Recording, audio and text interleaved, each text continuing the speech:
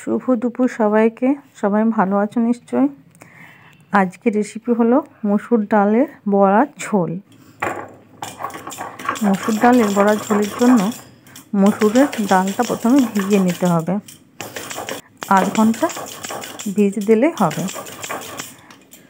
এবার সেটা বেটে নিলাম আমি।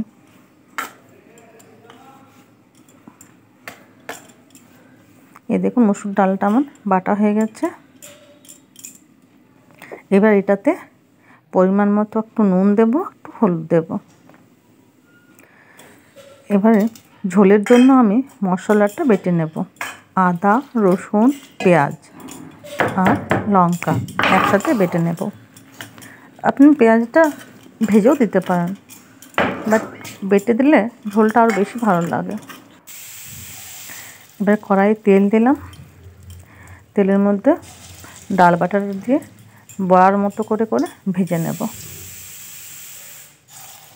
দেখুন বড়াগুলো দিয়ে দিলাম। ডালটার বড়া তৈরি করে নেব।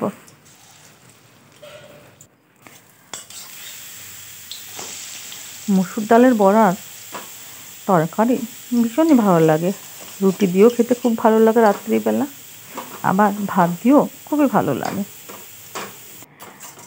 গ্রীষ্মকালে তো প্রায় দিনই মসুর ডালের বড়ার তরকারি হয় আমাদের বাড়িতে, কেননা গ্রীষ্মকালের সিজনটাতে তেমন কাঁচা সবজি থাকে না। তাই বড়াগুলো আমার ভাজা হয়ে গেছে। এবার ওই কড়াইয়ে একটু তেল দিয়ে দিলাম, একটু পাঁচফোড়ন দিলাম, একটা তেজপাতা ফোড়ন দিলাম। যদি ঝাল খান তাহলে একটা লঙ্কা ফোড়নও দিতে পারেন। এবার একটু একটা টমেটো কেটে দিয়ে দিলাম। এবারে বড়া ঝোলটা বানাচ্ছি।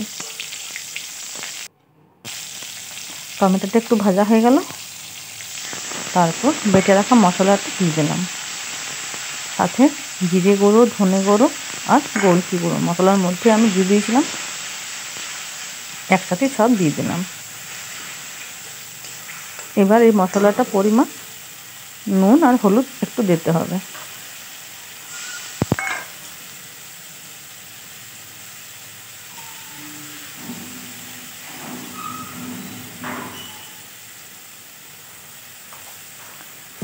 এবার মশলাটা ভালোভাবে কষে নিতে হবে। এভাবে মসুর ডালের বড়ার ঝোল করবেন, দেখবেন এতগুলো করে ভাত খেয়ে ফেলবেন। আবার রুটি দিয়েও খুব ভালো লাগে। যার যেটা পছন্দ সে সেটা দিয়ে খেতে পারে। মশলাটা আমার কষা হয়ে গেছে। এবার এতে জল দিয়ে দেব। খুব বেশি ঝোল করবেন না। আমরা যে কোনো ঝোল খুব বেশি করি না, পরিমাণ অনুযায়ী একটুই করি। আমার যতগুলো বড়া ছিল সে পরিমাণ অনুযায়ী একটু ঝোল করলাম।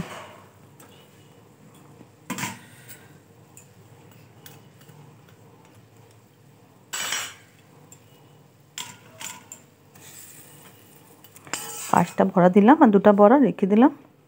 আমার ছেলে ঝোল খায় না, ও ভাজা বড়া খায়, তাই ওর জন্য দুটো বড়া রেখে দিলাম। একটু ধনেপাতা কুচি দিয়ে দিলাম। ভীষণ সুন্দর একটা গন্ধ বেরোচ্ছে তরকারিটি থেকে। গন্ধটাতে মনে হচ্ছে এক থালা ভাত খেয়ে নেব। তাহলে আমার বড়ার ঝোলটা কেমন হলো একটু কমেন্ট করে জানাবেন।